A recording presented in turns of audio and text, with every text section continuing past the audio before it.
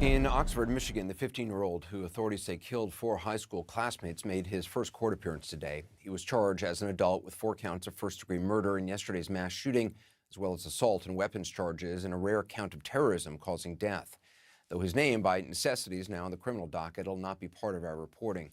Instead, for a moment, we want to focus attention where it belongs on the names of the 4 young men and women whose lives he allegedly took, and what we know about those lives. And it saddens and sickens me every time we do this, because their stories and honoring their lives, which is the least we can do, is also the most, it seems, that anyone can do.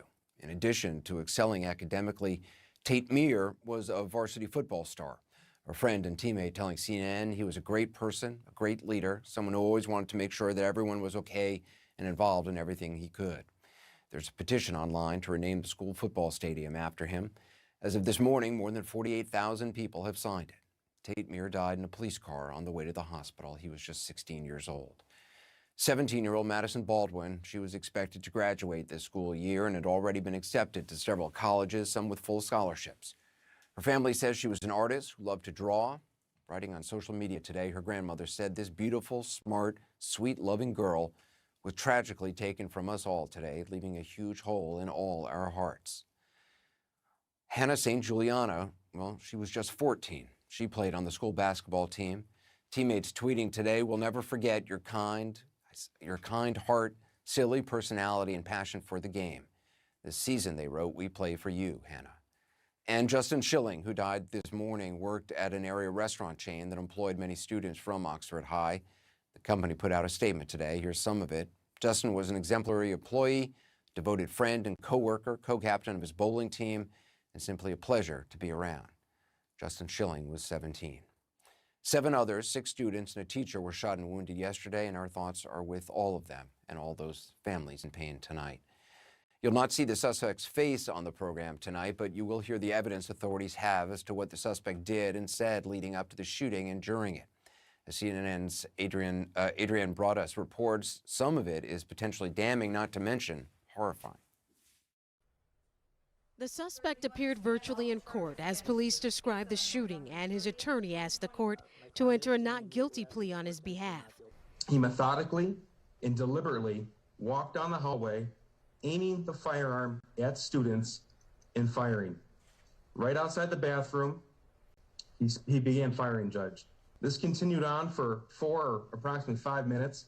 The defendant went to another bathroom. As deputies arrived, he set the firearm down and he surrendered. The suspect's parents also watching the proceedings via video, as police detailed videos the suspect recorded on his cell phone and his journal writings. The night before the incident, wherein he talked about shooting and killing students the next day at Oxford High School. Further, a journal was recovered from Ethan's backpack, also detailing his desire to shoot up a school, to include murdering students. The Oxford, Michigan school student shot 11 people on Tuesday, killing 4. After a meeting with his parents and school authorities earlier that same day. We were with the Pittman family learning about one of the victims, Tate Myre, from his friend Devon.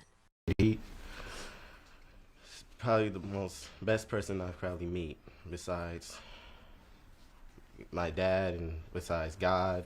Tate was he was smart in class. Me and him used to joke around, me and him used to play. And then, news, another classmate died. Oh, Justin. Justin. No. I knew Justin. That was this boy.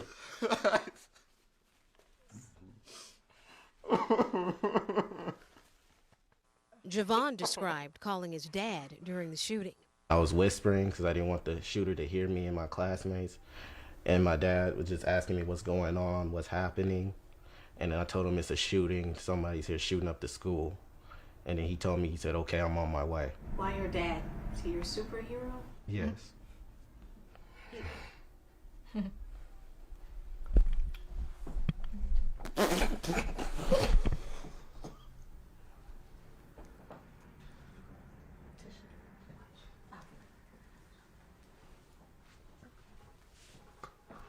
You can't save your kids.